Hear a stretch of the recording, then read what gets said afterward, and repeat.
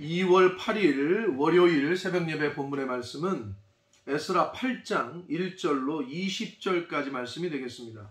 에스라 8장 1절로 20절까지 말씀을 통해서 월요일에 주시는 하나님의 은혜를 함께 나누도록 하겠습니다. 자, 오늘 본문인 8장에서는 이제 에스라를 리더로 한 2차 포로 귀환자들의 명단과 그리고 귀환길에 오르기 전에 에스라가 그 귀환할 사람들을 데리고 이제 먼 길을 와야 되니까 그걸 어떻게 준비했는지 그런 준비하는 과정에 대한 이야기가 나옵니다. 그래서 특별히 레위 자손들이 한 명도 2차 포로 귀환 때 모이질 않았어요. 돌아갈 사람에. 그래서 에스라가 하나님께 기도하고 또 하나님의 은혜로 하나님의 도우심으로 이제 그 레위 사람들 성전에서 봉사할 자들을 다시 한번 모집을 하게 되고 거기에 하나님의 손이 또 함께 하셔서 이제 성전 봉사자들을 데리고 이제 오게 되는 그러한 내용이 기록되어져 있습니다. 자, 함께 보시면서 본문 속에서 주시는 하나님의 은혜를 함께 나누도록 하겠습니다. 자, 1절을 보시면 아닥사스다 왕이 왕위에 있을 때, 자, 아닥사스다 왕은 페르시아의 5번째 왕이라고 했어요. 그 5번째 왕 아닥사스다 왕이 왕위에 있을 때에 나와 함께 바벨론에서 올라온 족장들과 그들의 계보는 이러하다라고 그들의 그 가계의 이름과 명단 그 숫자를 이야기합니다. 2절을 보시면 비느하스 자손 중에서는 게르솜이고 이다말 자손 중에서는 다니엘이고 다윗 자손 중에서는 핫투스요라고 그랬어요. 자, 근데 2절은 그 제사장 가문에 대한 그 이야기를 그 제사장 가문의 그 사람들의 이름을 언급하고 있어요.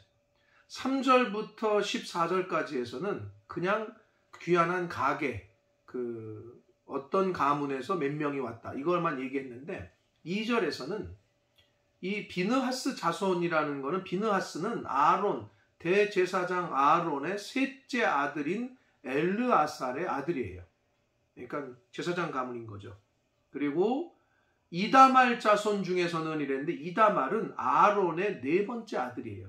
그러니까 결국은 제사장 가문의 이 명단을 먼저 앞에 밝히고 그리고 이제 3절부터 일반 가계의 이름과 그 가계의 명단 몇 명 인원수를 밝혀줍니다. 그리고 여기서 나오는 그 2절에 나오는 제사장 가문에서의 다니엘서에 나오는 그 다니엘은 아닙니다. 동명이인입니다. 자, 그리고 다윗 자손이라는 얘기는 결국 왕가라는 거죠. 왕의 혈통이라는 거죠. 그래서 2절만 제사장 가문과 왕가의 가문을 언급을 하고 3절부터는 이제 일반 가계에서 어떤 사람들, 어느 가계에서 그리고 어떤 몇 명이 왔는지를 밝히는데 1차 때의 내도 이름 그 가계와 그 다음에 그 명단 인원수가 있었잖아요. 이렇게 특별히 밝히는 이유는 이들의 결단, 이들의 결심 이것이 굉장히 중요한 것을 사실은 성경은 우리에게 알려주고 있는 거예요. 자, 여러분 1차 포로 귀환 이후에 2차 포로 귀환까지 약 80년이 걸렸어요. 80년 동안 돌아오질 않았어요, 사람들이. 그럼 뭘 말하느냐? 페르시아에 어느 정도 정착하고 살았던 거예요, 이스라엘 백성들이. 근데 돌아가봤자 황량한 그 땅에 다시 세팅을 해야 되니까 얼마나 어렵겠어요.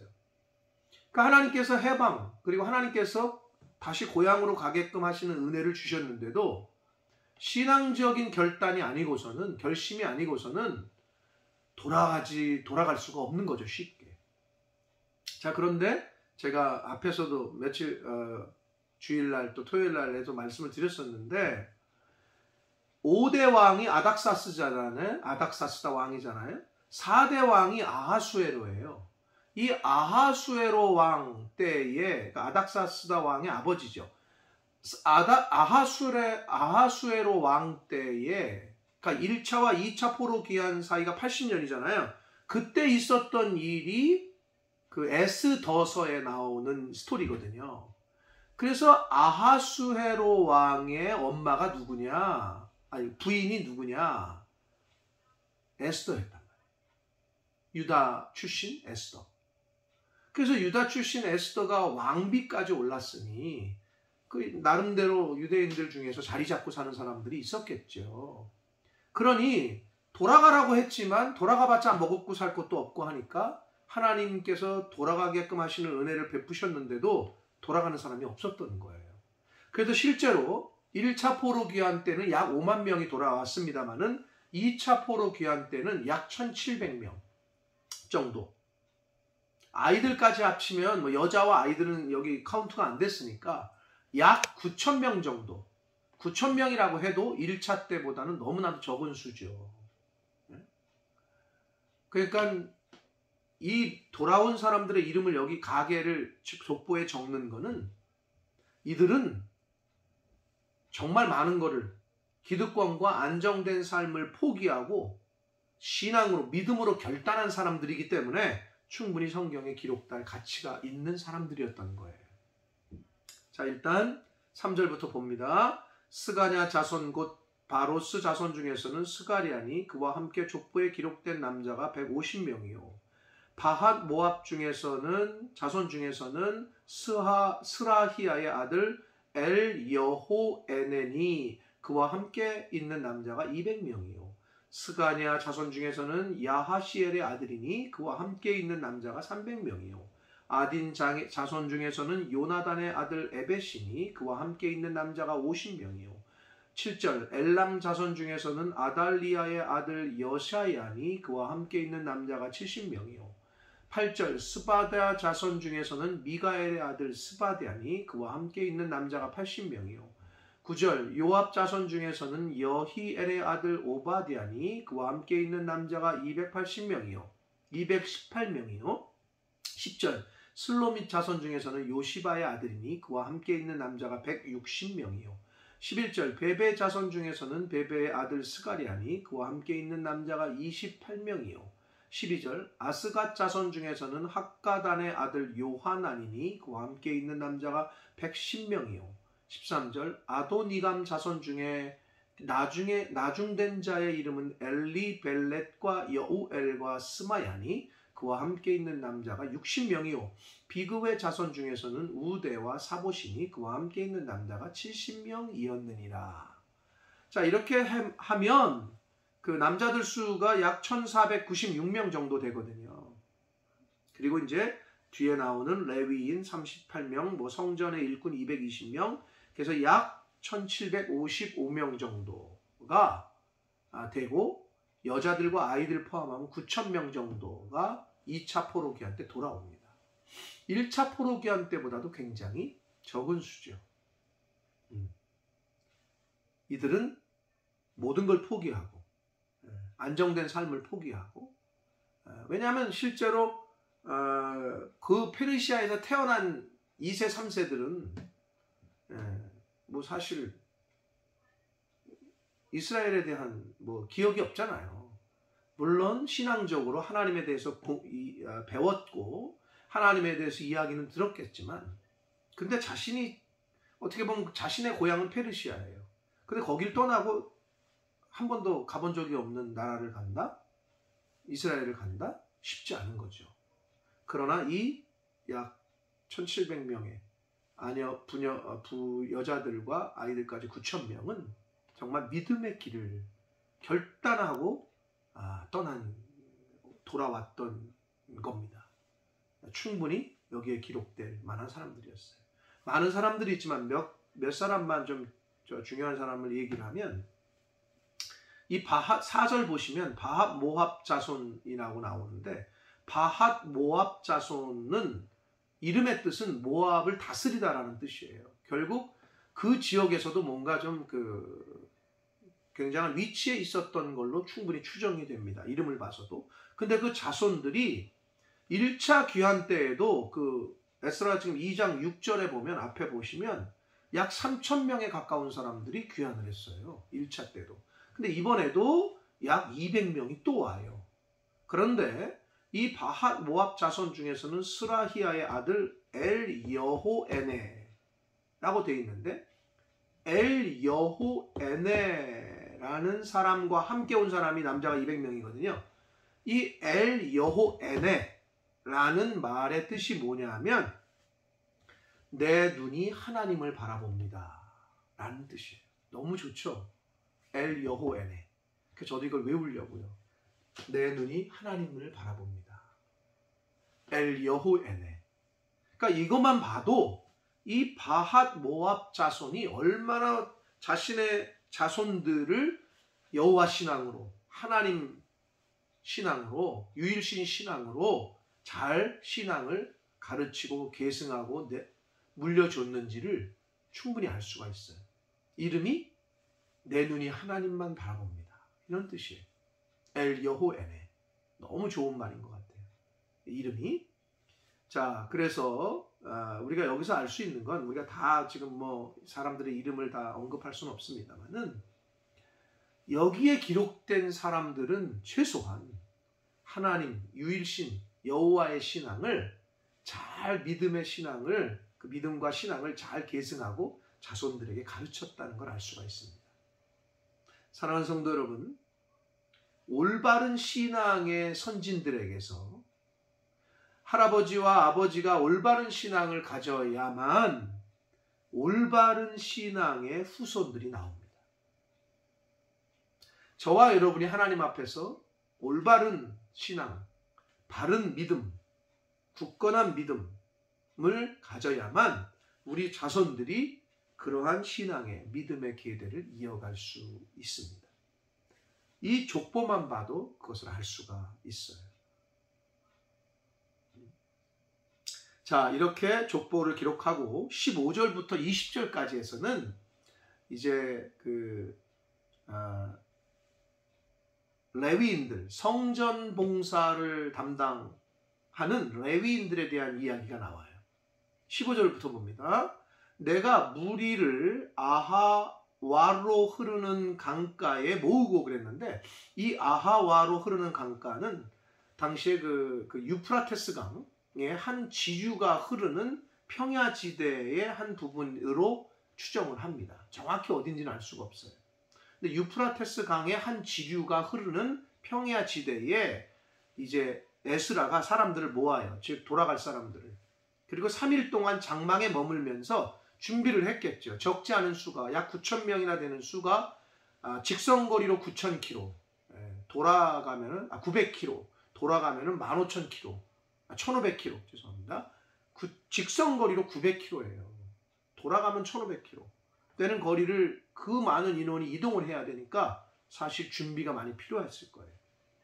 그래서 3일 동안 장막에 머물면서 백성과 제사장들을 살피고, 그런데 그 중에 레위 자손이 한 사람도 없었다라고 기록하고 있어요. 왜 이럴까? 레위 사람은 하나님이 구별해서 세운 지파인데 하나님의 성전에 관련된 일을, 성전 봉사하는 일을 담당했던 지파예요. 자, 그런데 레위 사람들이 포로로 끌려갔어요. 자, 거기서 기록에 보면 바벨론 사람들이, 레위 사람들이 이 수금, 이렇게 성전에서 이렇게 연주하는, 찬양하는 거 이거 못하도록 오른손, 수금을 타지 못하도록, 하프를 켜지 못하도록 오른손 엄지를 잘라버렸대요. 그런 기록이 있습니다. 아주 못됐죠. 자, 그렇기도 하고 그 포로 기간 동안에 정체성도 흐려지고 다른 일을 하게 됐겠죠, 당연히. 그러다 보니 포로 귀환 명령이 떨어졌으나, 고향으로 돌아오게 됐으나, 자, 이미 정체성도 흐려졌고 이미 다른 일로 거기서 잡을 갖고 있고, 근데 돌아가서 다시 그 성전 봉사 일을 하자니 너무 힘들고, 사실 먹고 살 것도 걱정이고 보수도 너무 적고, 이런저런 이유로 2차 포로 귀환 때 한 사람도 없었다라고 기록하고 있어요. 자원한 사람이.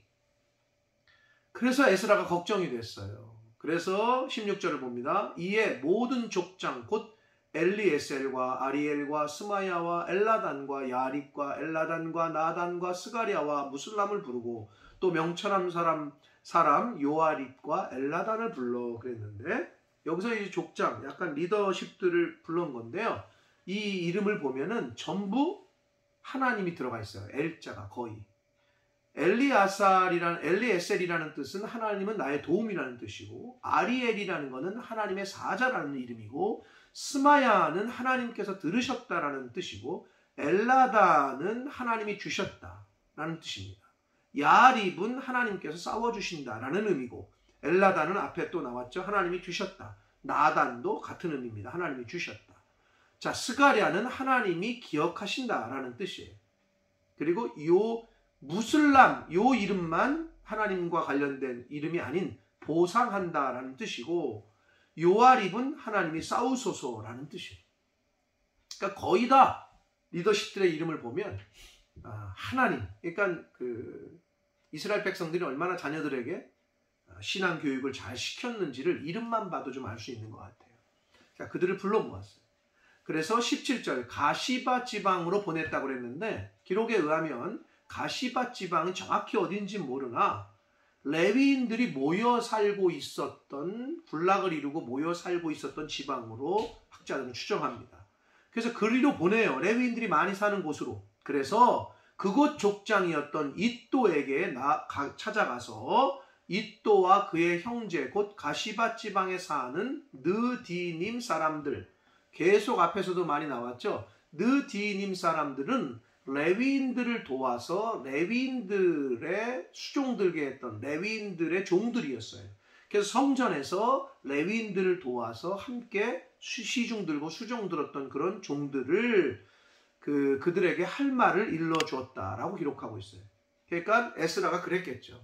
우리가 돌아가서 하나님의 성전에서 일할 레위 자손들, 그리고 수종들 사람들이 필요하다. 성전 봉사도 할 사람들이 필요하다. 그러니까 일러주고 우리 하나님의 성전을 위하여 섬길 자를 데리고 오라라고 해서 보냈다는 거예요. 우리 하나님의 성전을 위하여 섬길 자를 좀 모아달라. 그리고 가야 된다. 이렇게 해서 보냈다는 거예요. 그랬더니 18절 우리 하나님의 선한 손에 도우심을 입고 하나님이 또 도우셨어요. 함께 하셨어요. 그들이 이스라엘의 손자 야곱을 말합니다. 야곱의 이름이 이스라엘로 바뀌었잖아요. 이스라엘의 손자 레위의 아들 말리의 자손 중에서 한 명천한 사람을 데려오고 또 세레바와 그의 아들들과 형제 18명과 그랬어요.